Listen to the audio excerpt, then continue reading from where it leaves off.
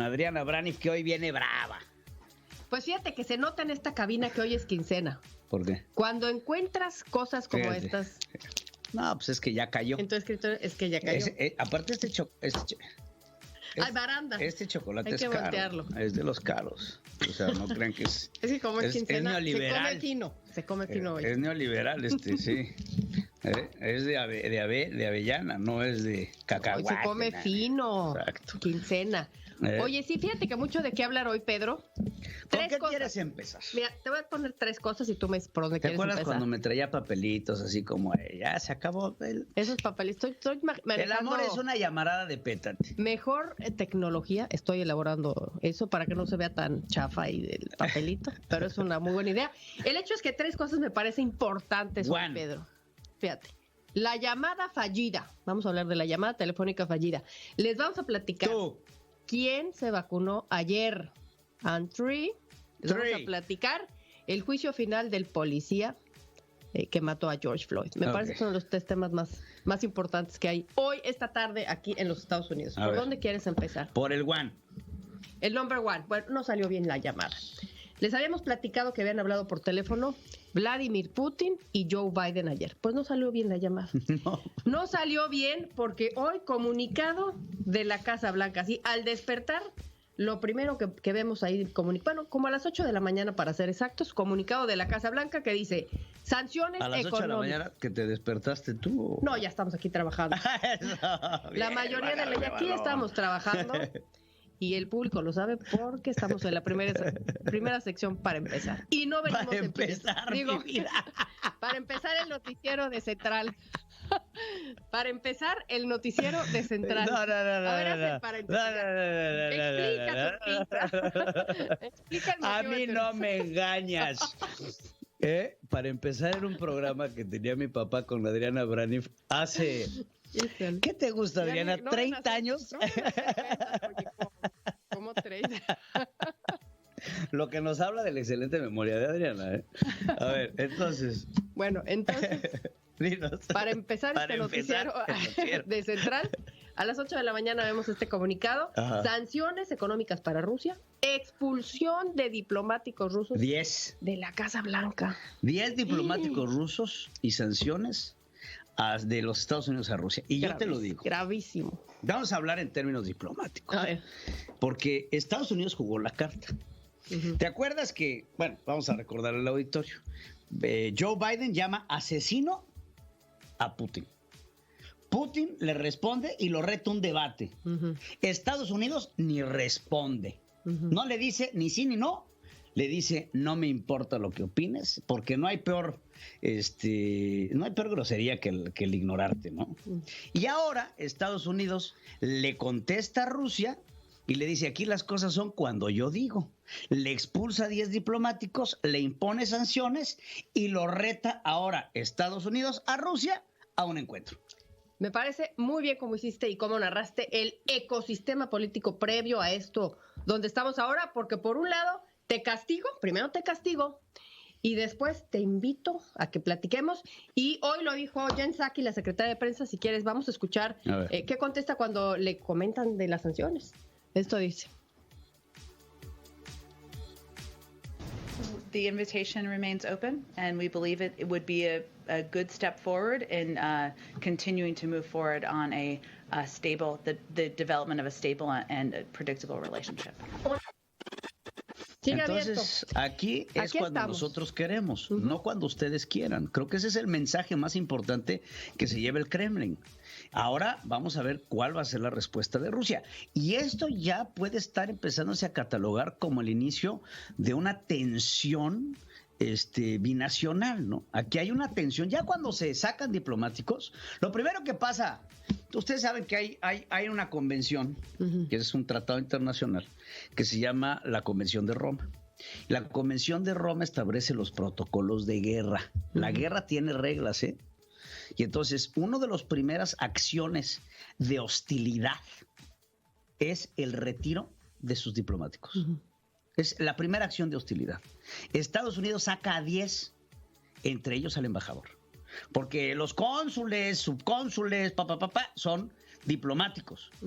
Pero cuando sacas al embajador de Rusia en Washington, es cuando se habla de una hostilidad abierta. Bueno, el embajador lo mandó llamar Vladimir Putin desde un principio. Por eso, bueno. Antes de que se lo expulsara. Pero o sea, no está. Sí, no está. No hay representación. Entonces, en la Convención de Roma se establece de esta forma. Los primeros actos de hostilidad empiezan con la diplomacia. Ahora, vendrán pláticas. La respuesta de Vladimir Putin va a ser crucial. Porque Vladimir Putin, te lo digo, ahorita en el Kremlin han de estar, en su muy idioma, han de estar diciendo qué vamos a hacer, porque no pueden contestar con ligereza. Sí.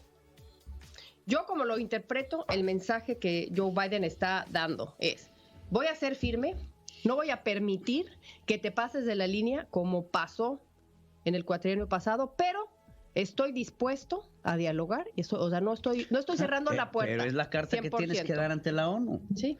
Pero esto me habla a mí de un acto hostil. Y luego, súmenle, porque acuérdense que la guerra es un tablero de ajedrez. O sea, la guerra no nada más es una estrategia en conjunto. Es como jugar ajedrez. Entonces, tienes la expulsión de diplomáticos. Tienes el conflicto en Crimea, ¿no? La amenaza con Ucrania, que ahí estamos unidos. La salida de tropas de Afganistán. ¿Por qué? ¿Por qué ahorita sacar a las tropas de Afganistán si estás a punto de empezar un conflicto armado o no con Rusia? Entonces todavía tenemos países que tenemos que ponerle ojo. Y uno de los más importantes va a ser Turquía e Israel. Acuérdense que ahí hay bases navales y aéreas estadounidenses. Entonces, son dos lugares que vamos a tener que poner el ojo.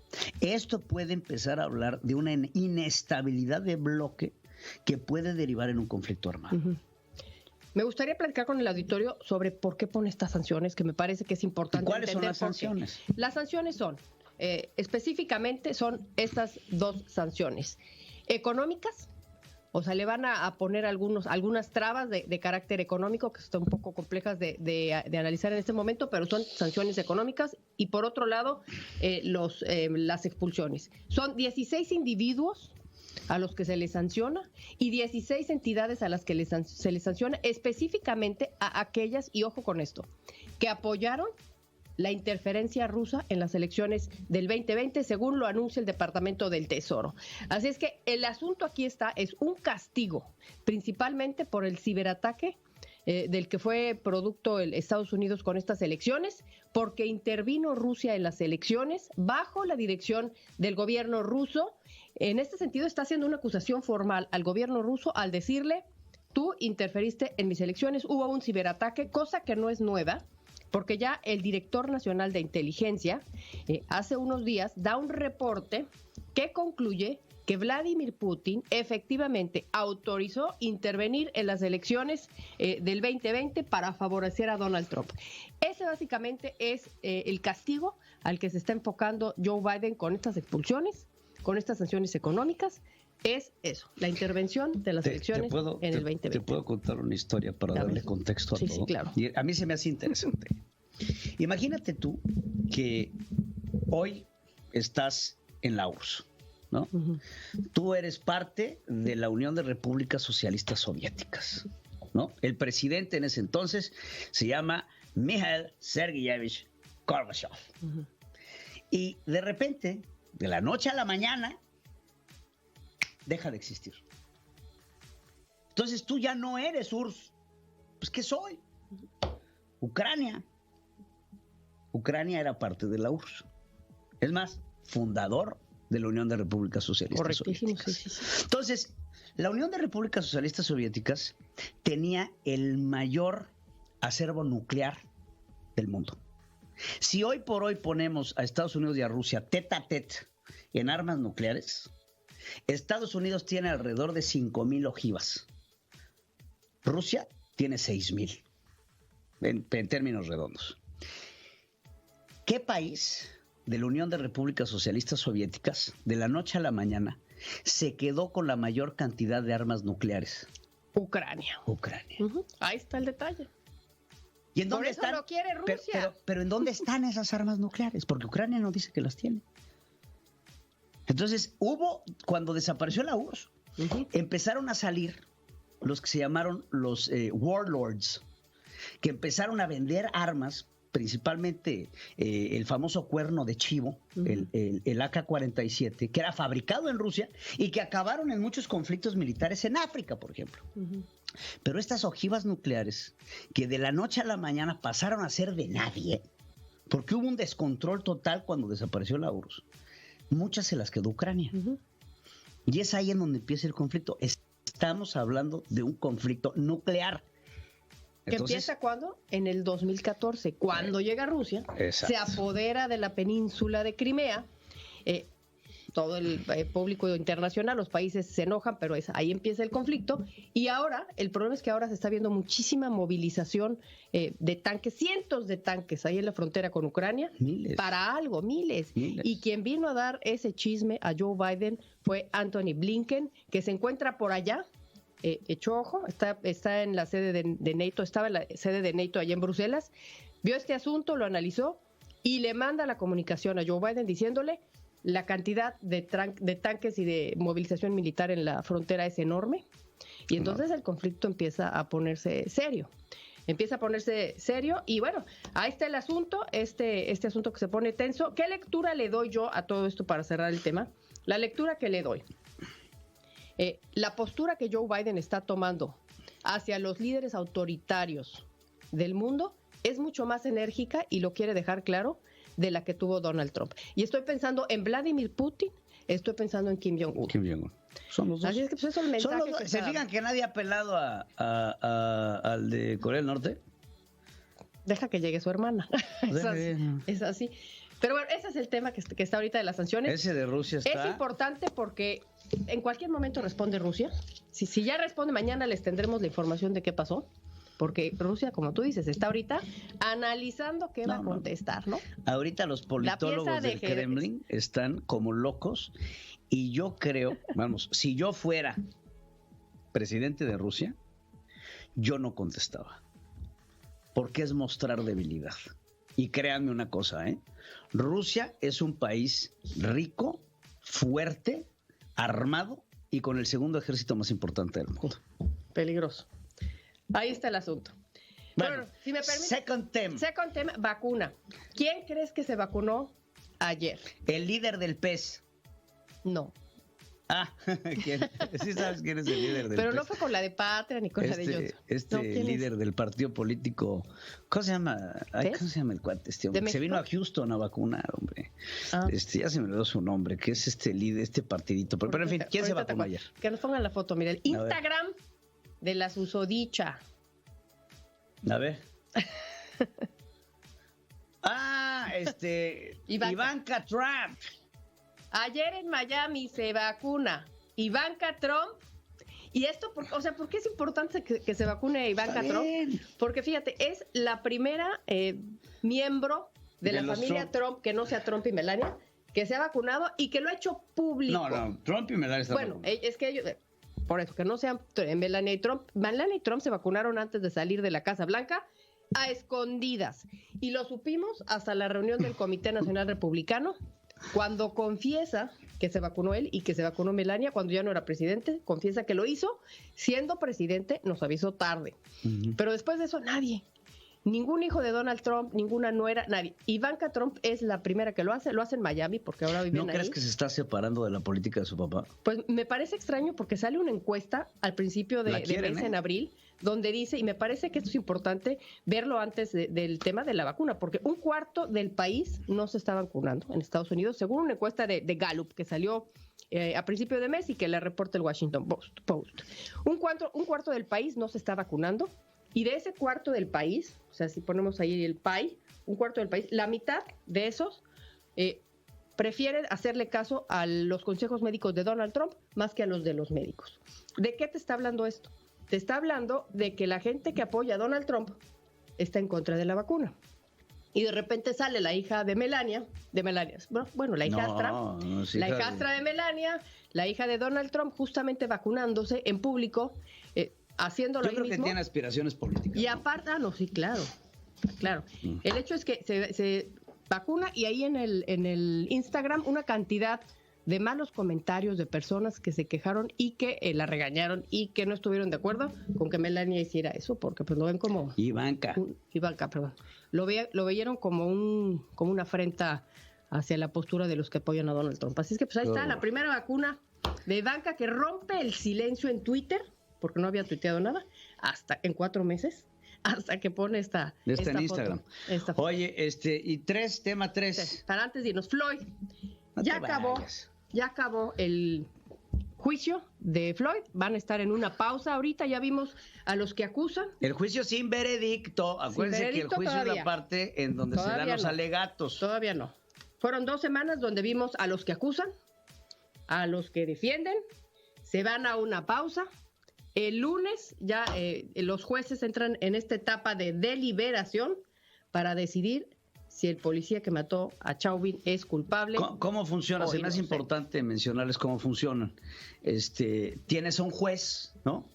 Y tienes a un jurado, ¿ok? Entonces, este jurado es el que ahorita está deliberando. Interesantísimo cómo funciona, ¿eh? Los jurados en los Estados Unidos, independientemente del tiempo que se tomen en deliberar la culpabilidad o la inocencia, es el juicio del pueblo, ¿ok? Entonces tienes el juez que tiene la palabra final, pero tienes el jurado que es el que delibera y es un jurado del pueblo. Entonces te mandan llamar randomly, o sea, sin decirte, te llega una carta a tu casa diciendo que se te invita a ser parte de este jurado, tú aceptas o no. Por lo general se ve en los Estados Unidos como una obligación ciudadana que cuando te llaman a un jurado asistas y se te da permiso de absolutamente todo por parte laboral. Ahora, las personas que están en este jurado ahorita están encerrados en un hotel, en cuarentenados, nada más pueden hablar entre ellos, no pueden recibir llamadas telefónicas, no pueden ver la televisión, es una especie de cónclave. No pueden tener contacto con el exterior hasta que se dé una deliberación final. Esto puede tardar 1, 2, 3, 4, 5, 6, una semana, 2 semanas, el tiempo que sea necesario. Y durante ese tiempo, las personas que son parte de este jurado no pueden tener contacto con el exterior para evitar que su posición de inocencia o culpabilidad sea manipulada por alguien. En este caso, los que van a tomar la decisión son 9 jueces. No sé cómo funcione este tema desde el punto de vista jurídico, pero son 9 jueces que también van a tomar la resolución. Supongo que van a ir en un cónclave. Los jueces siguen siendo ciudadanos, entonces el juez encargado del caso es el que determina quiénes son parte del jurado. Entonces el jurado seguramente son estos 9 jueces, que son 9, que es nuevamente una nota impar para evitar dentro de lo posible los empates. Para resolver la pregunta, ¿por qué se murió?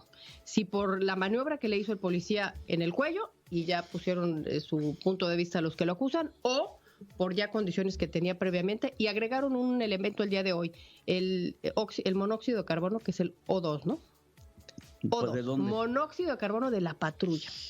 Hoy pusieron ese nuevo elemento ¿lo moflearon, porque estaba justamente junto a la llanta, como recordarás en estas imágenes, y estuvo, bueno, es un elemento más que pusieron, pero ya para finalizar tu pronóstico. ¿Tú sabes cuánto es el tiempo para morirte por una intoxicación de monóxido de carbono? Tenía 2% en su cuerpo de monóxido de carbono. Sí, bueno, pero 2% no es nada, lo tenemos todos los días. Nosotros cuando respiramos monóxido de carbono, hay intoxicaciones por monóxido de carbono, pero llevan un tiempo considerable, ¿no? Es más, el monóxido de carbono, ¿sabes qué te hace? Te da sueño. Las personas que cometen suicidio con monóxido de carbono es el típico suicida adentro de su coche con una manguera directa al mofle. Eso es monóxido de carbono. Por lo general se quedan dormidos, te da sueño. No es una asfixia como tal, sino un sueño que después te baja el nivel de oxigenación, ¿no? ¿Tu pronóstico? Culpable. Coincido, culpable. Culpable de todo cargo. Culpable, yo creo, porque si no, pues se va a incendiar el país, además. Sí. Murder in first degree. Sí. Y está el otro caso, el de la policía que mató y no sé, ¿dónde lo están juzgando? Está ¿En qué estado? Minneapolis. Sí, Minneapolis, estado de Minneapolis.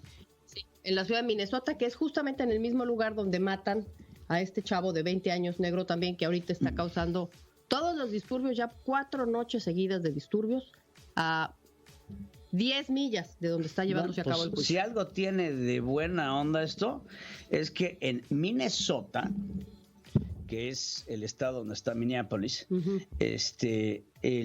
la pena de muerte no se usa desde 1911. Desde 1911 hasta la fecha ha habido 23 intentos de reinstaurar la pena de muerte en el estado, pero no han sido. Entonces no hay capital punishment. Esos dos casos. No lo van a matar. Porque si estuviera pasado en un estado en Texas, en donde la pena de muerte está permitida, seguramente este policía hubiera sufrido la pena de muerte. Dos casos, acuérdate. Este y el del joven de 20 años, los dos en Minneapolis, los dos en el estado de Minnesota. 4 noches de disturbios en Minnesota por el asesinato del joven de 20 años, justo a 10 millas de donde se está llevando ahorita el caso de George Floyd. Pues sí, pues francamente salió suertudote, ¿eh? Porque Texas, Virginia, Oklahoma, Florida, son estados en donde, mira, Missouri, Georgia, Alabama, Ohio, Carolina del Norte, Carolina del Sur, Arizona, Arkansas, Luisiana y Mississippi son los estados en donde hay pena de muerte. ¿Sabes en dónde es donde más matan? No tengo. Texas. Texas, ¿verdad? Me imagino. Texas es el estado que más condena a la muerte, seguido de Virginia, Oklahoma y la Florida. Pero bueno, así está el ambiente político. Lo de Rusia está buenísimo. Bueno, se nos olvida mencionar, yo sé que ya nos tenemos que ir a un corte, pero Kamala Harris sacó su agenda de visita hacia el sur del continente, en donde, pues, entre otras paradas, irá a México a tratar de solucionar. Nuevamente, entiendo la política esta de destino manifiesto, ¿no? Estados Unidos se está viendo como el salvador del problema de migración, cuando en realidad, pues, es un problema de Estado, ¿no? Es un problema de cada uno de los estados soberanos, que lo que tienen es un gran índice de inseguridad, falta de empleos y demás, ¿no? El sueño americano, pues, sigue vigente. Y les vamos a decir en la fecha, en cuanto Kamala Harris tenga su boleto de avión, por lo pronto está haciendo la maleta. Sí, pues está haciendo la maleta. A ver si le mandamos de México un avioncito ese donde viaja el presidente, seguramente irá muy cómoda.